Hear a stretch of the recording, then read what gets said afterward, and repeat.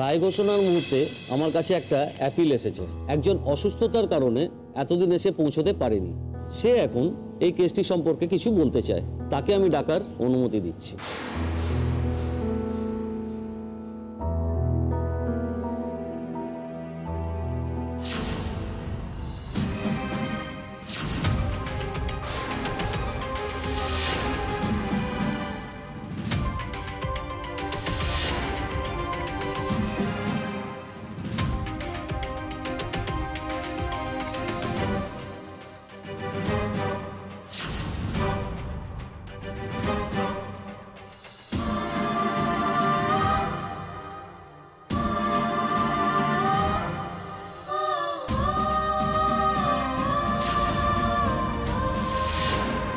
ও কি রে, পরাগ তো একেবারে ভালো মতোই হেঁটে এলো। এই তো সুন্দর হেঁটে উইটনেস বক্সে দাঁড়ালো যে। ये पराग तो बिल्कुल ठीक আছে, ठीक-ठाक ही चले এসছে। पर हम लोग जो देख के आए थे ऐसा तो कुछ भी नहीं है, सब कुछ ठीक है इसका मतलब। হ্যাঁ রে শিষ্যা, এখন সত্যি সত্যি বলতে ইচ্ছে করছে ঈশ্বর আছেন। এটা কি হলো? মানে রায় ঘোষণার আগের মুহূর্তে একজন এসে বলল আমি সাক্ষ্য দেবো, আর সেই সাক্ষ্য গ্রহণ করা হবে। মানে এটা তো ভারী অদ্ভুত ব্যাপার, এটা তো হতে পারে না। হতে পারে না তো। আর উনি তো হাঁটতে চলতেও পারতেন না, বাড়িতে শুয়ে বসে কাটাতেন। আজকে হঠাৎ হেঁটে চলে দিব্যি ঢুকছেন। তার মানেটা কি? তার মানে উনি মিথ্যে কথা বলেছেন এতদিন পর্যন্ত। তার মানেটা উনি আমাদেরকে ঠকিয়েছেন এতদিন পর্যন্ত। ঠকিয়েছেন কি ঠকাননি সেটা তো পরের সিদ্ধান্ত হবে, কিন্তু আমাদের এখন একটাই আশঙ্কা যে উনি ওনার ভাইয়ের হয়ে কথা বলবেন না ওনার স্ত্রীর হয়ে কথা বলবেন। না না না না, ও আমার হয়ে মোটেই কথা বলবে না। আমি আপনাকে বলছি, ও আমার হয়ে কথা বলবে না, কিছুতেই বলবে না। দেখুন, ও কি কথা বলবে সেটা আমি জানি না, আর ওর বউ ওকে কি শিখেছে সেটাও আমি বলতে পারবো না। তবে স্যার, আমি আপনাকে একটা কথা বলতে পারি, আপনাকে কিন্তু একটু স্ট্রংলি কাউন্টার করতে হবে। আর বলতে অর্ডার অর্ডার। রঞ্জনবাবু, আপনি শুরু করুন। ইয়েস ইওর অনার, আপনার কাছে একটা মিনতি আছে। এই সাক্ষীকে আমি আগে পেশ করি, কারণ এই সাক্ষীকে যদি আমি আগে পেশ করতাম তাহলে কেসটা হয়তো অনেক আগেই শেষ হয়ে যেত। এমনকি ওনার প্রাণহানিরও আশঙ্কা ছিল মাই লর্ড।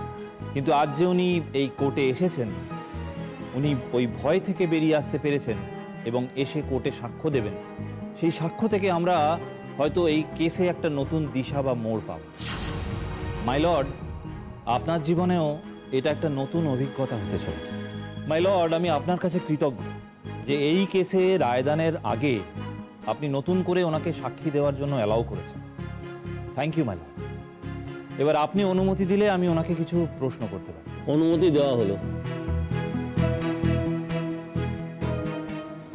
বলুন, যা বলিব সত্য বলিব, সত্য ছাড়া মিথ্যা বলিব না। যা বলবো সত্য বলবো, সত্য ছাড়া মিথ্যা বলবো না। আপনার নাম? পরাগ ব্যানার্জি। আপনি কি করেন? আমি একটা স্কুলে শিক্ষকতা করতাম, কিন্তু সম্প্রতি আমার অসুস্থতার জন্য আমি আর ওটা কন্টিনিউ করতে পারছি না। এখন ওই চাকরিটা আমার স্ত্রী শিমুল ব্যানার্জি করে।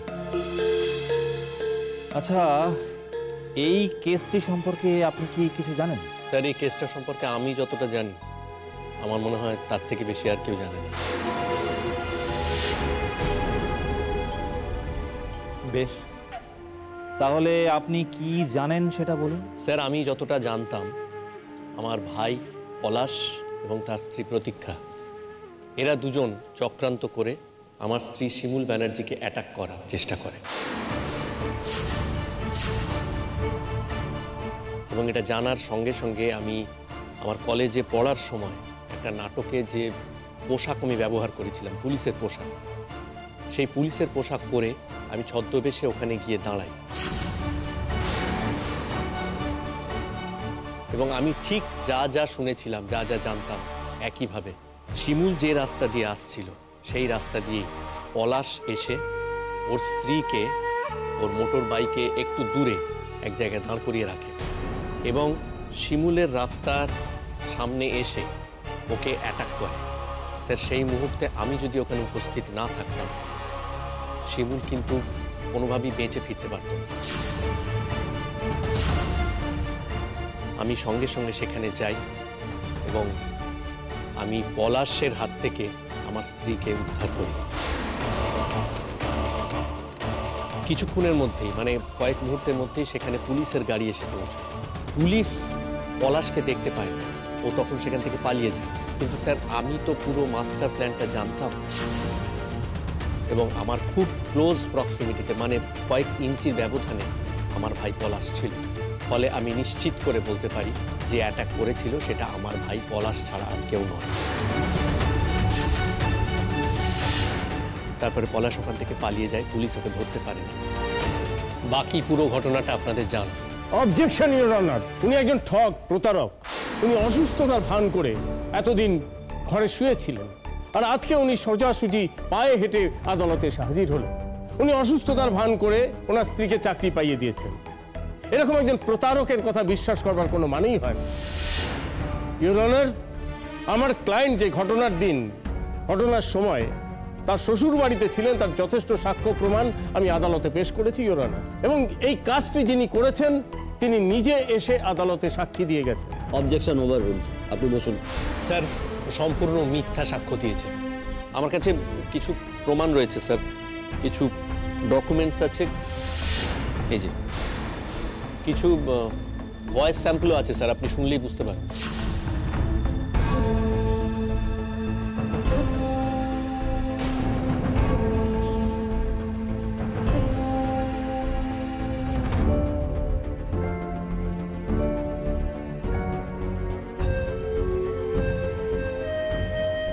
পেশকার বাবু, অডিওটা শোনানোর ব্যবস্থা করুন।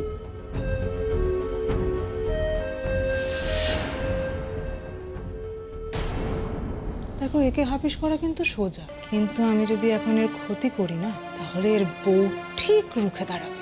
ওটাকে সরাতে হবে। আরে সরাবো, যে সরাবোটা কি করে?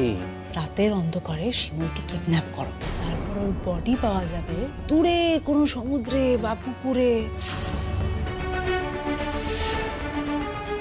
আরও আছে স্যার, এখানেই শেষ না। আরে কাঁদছিস কেন বোকার মতো? ও ও ও ভালো হয়ে গেছে গো সুচরিতাদি।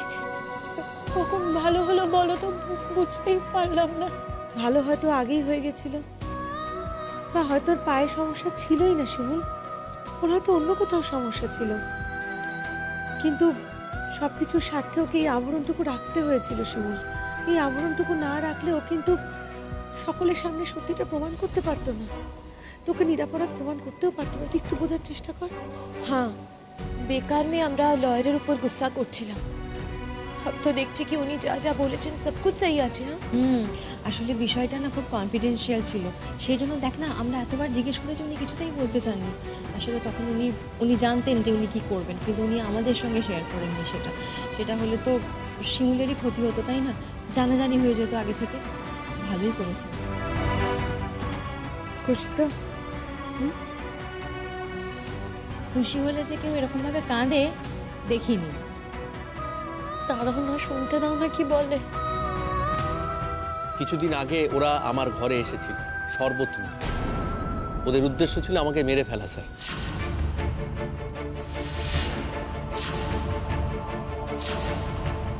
ওই শরবতের মধ্যে বিষ মেশানো ছিল। হ্যাঁ, সেটা হয়তো ডিরেক্টলি আমি দেখিনি, কিন্তু এটা শুনলেই বুঝতে পারবেন ওরা কিন্তু আমাকে ভালোবেসে খাওয়ানোর জন্য আসেনি। ওরা অ্যাকচুয়ালি এসেছিল আমাকে মেরে ফেলবার জন্য। প্রতীক্ষা, সময় নষ্ট করে কোনো লাভ নেই, যা করবার তাড়াতাড়ি করতে হবে। আমি ওর হাত ধরে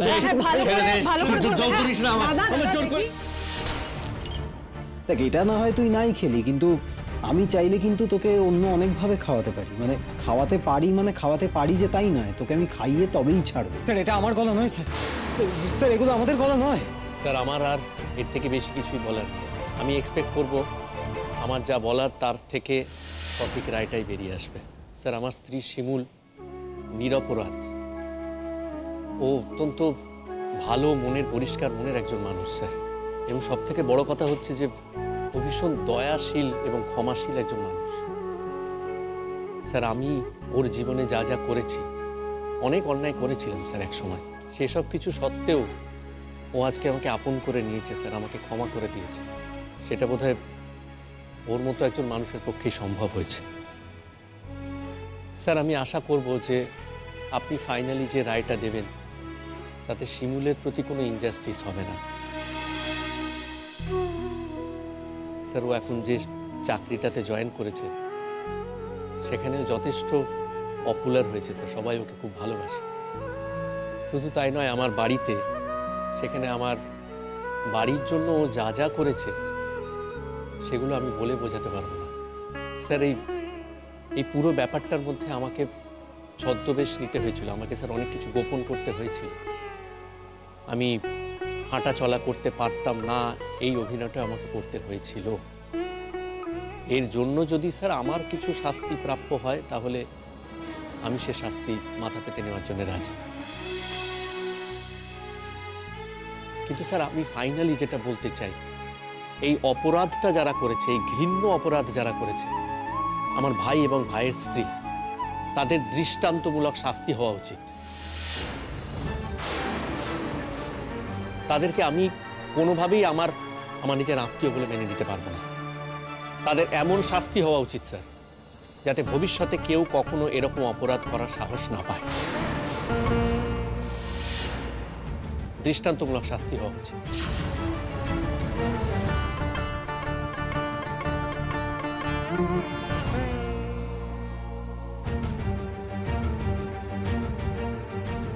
আমার আর কিছুই বলার নেই স্যার। ইওর অনার, ওনাকে আমার আর কিছু জিজ্ঞাসা নেই, আপনি বুঝতে পারেন। দ্যাটস অল মাই লাভ।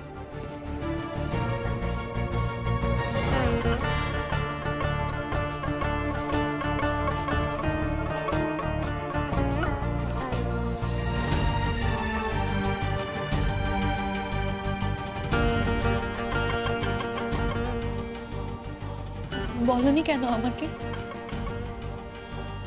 এত কাণ্ড ঘটে গেছে, কিচ্ছু বলনি। বলিনি শিমু, বলিনি। তার কারণ আমি বলে দিলে অনেকগুলো কথা লিক হয়ে যেত, আর সেটা হলে কি হতো জানো?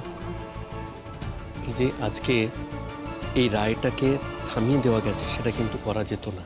তখন রায়টা প্রকাশ হতো এবং তোমার এগেনস্টে প্রকাশ হতো। দেখো, আগামী দিনে উনি সবকিছু শুনে কি রায় দেবেন সেটা আমরা জানি না, তবে উনি অন্যায় কোনো রায় যে দেবেন না এটা নিশ্চিত। আমার জীবনে একটা অনন্য অভিজ্ঞতা, আর অভিজ্ঞতার নামই জীবন।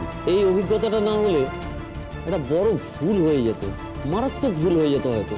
সে ভুল থেকে পরাগ ব্যানার্জি আমাকে রক্ষা করেছেন। তবুও আমি সম্পূর্ণ বিবেচনা করব, করার পর রায় ঘোষণা করব। আজ কোর্টের কাজ এখানেই শেষ হলো।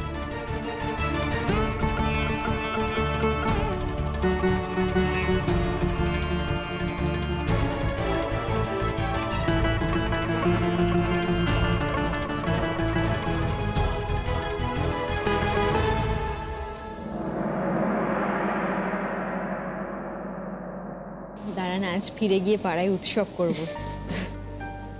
উৎসবের কি আছে গো? দেখো, রায় যা বেরোবে মনে তো হচ্ছে আমার ফেভারেই বেরোবে। আফটার অল পরাগের ভাই, সেখানে ওর এত বড় একটা শাস্তি হচ্ছে। তো তোমার এর জন্য খুব দর্দ হচ্ছে কি? সত্যি কথা বলতে কি, আমি তো এটা চাইনি বলো। ওরা যদি ঠিক করে থাকতো তাহলে তো এটা হতো না, কিন্তু সেটা তো ওরা চায়নি। ওরা সব সময় আমার পেছনে পড়েছিল, আমার বাঁচার কোনো উপায় রাখেনি। সেই কারণে আমাকে এত দূর আসতে হয়েছে। শুধু আমি কেন, আজকে পরাগ বলো তোর ভাইকে কতটা ভালোবাসতো, সেই জায়গা থেকে পরাগকেও এত দূর আসতে হয়েছে। পরাগের কাছেও তো কোনো উপায় ছিল না, আর ওর ভাইয়ের বউ আসার পর থেকেই ওর আরও বেশি বাড়াবাড়ি শুরু হয়েছে। এটা কোনো কাজের কথা নয় শিমুল। প্রতীক্ষা চাইলো বলেই পলাশ বদলে গেল। ওর যদি নিজের বদলানোর ইচ্ছেটা না থাকতো ভেতর থেকে, তাহলে তো কেউ কাউকে জোর করে বদলে দিতে পারে না এরকম ভাবে। ওর মধ্যে ছিল সেই ইচ্ছেটা, ও তো সবসময় খারাপটাই দেখেছে, খারাপটাই খুঁজে খুঁজে বের করেছে। ওই ভালো তো কিচ্ছু দেখতে পাইনি ও, কারণ ও নিজে থেকে খারাপটা চেয়েছে। আচ্ছা শোনো না, এই পলাশের আলোচনাটা আমরা বাদ দিই না এখন। কি লাভ ওর আলোচনা করে শুধু শুধু? पर एक बात আছে, ये आज तो फैसला हो जाबे, उसके बाद ना আমরা कहीं घूमने जाबो। हाँ, कहीं किसी सी बीच के साइड। हाँ, और परागेर भी तो थोड़ा चेंज दरकार ना। সত্যি পরাগের কথা ভাবছি, ও কিন্তু অতটা অসুস্থ নয়। ও মানে ওর পায়ে তো হাঁটা চলার কোনো সমস্যাই নেই, এমনিতেও খুব একটা নয়, কিন্তু এতদিন ইচ্ছে করে সবটুকু আড়াল করে রেখেছে সত্যিটা প্রমাণ করার জন্য। দেখো যে পুরোপুরি সুস্থ সে কথা কিন্তু বলতে পারবো না। হ্যাঁ হয়তো হাঁটতে চলতে পারছে, কিন্তু ওকে ভালো করে দেখো, ও কিন্তু ভেতর থেকে একদমই সুস্থ না। এই ক্ষতিটার জন্য দায়ী কারা? এই পলাশ পুরো বাড়িটাকে একেবারে তছনছ করে রেখে দিয়েছিল।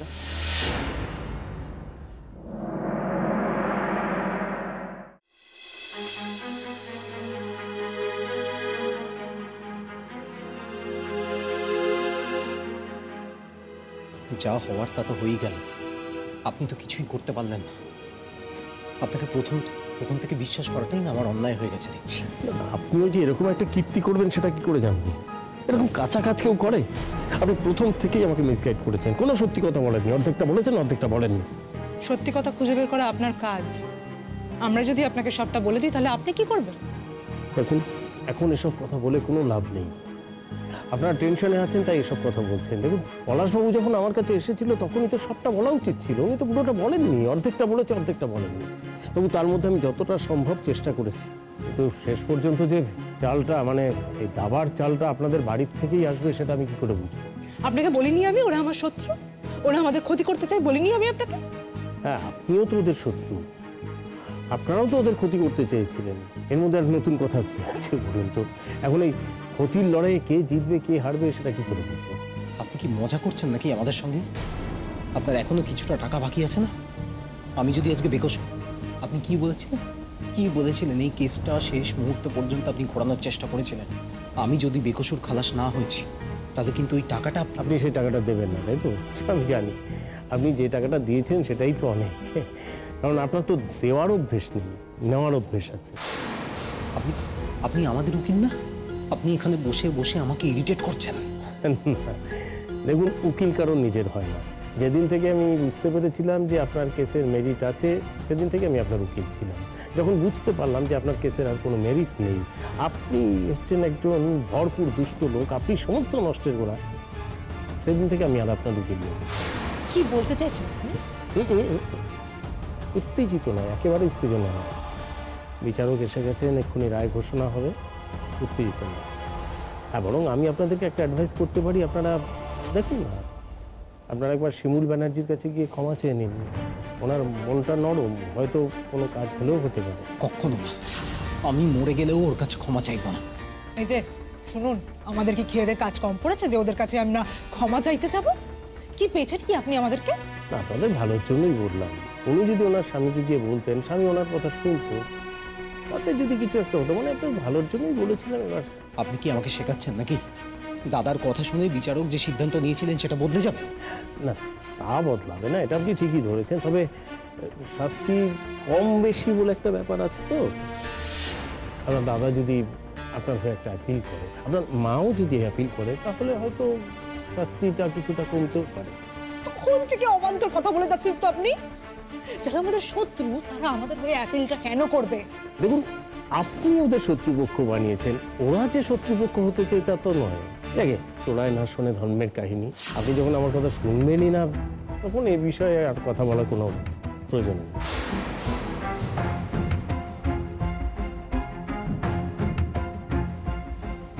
আমি একটু আসছি।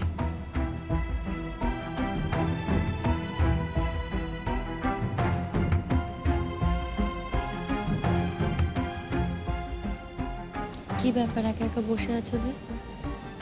না মানে আমার খুব টেনশন হচ্ছে শিমুল।